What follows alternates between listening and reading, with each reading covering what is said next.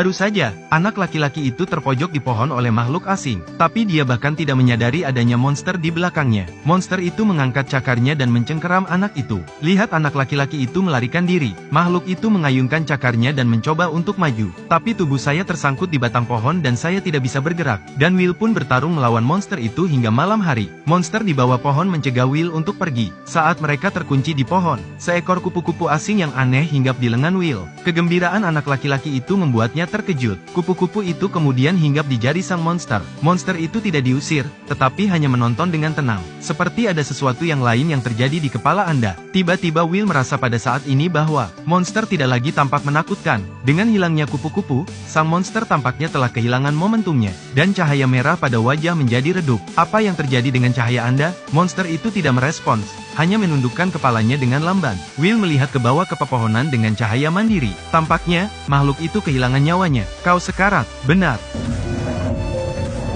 Pada saat itu, anak laki-laki itu tiba-tiba menyadari, ada api yang berasal dari hutan tidak jauh dari sana.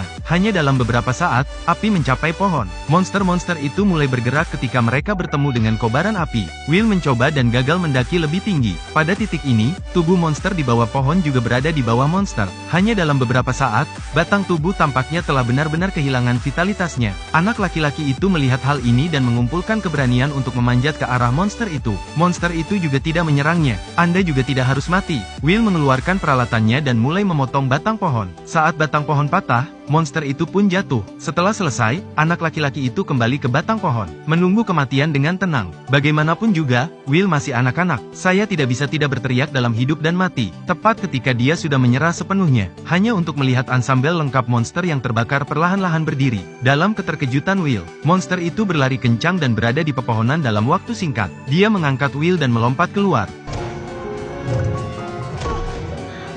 Dan kemudian monster itu melarikan diri bersama Will. Kobaran api sampai ke puncak gunung di kejauhan. Terima kasih. Monster itu perlahan-lahan mendekat. Jangkau dan cobalah menyentuhnya. Seolah-olah monster itu telah membandingkan struktur tubuh Will. Kemudian tubuhnya mulai berubah secara drastis. Tungkai-tungkai mulai menyatu.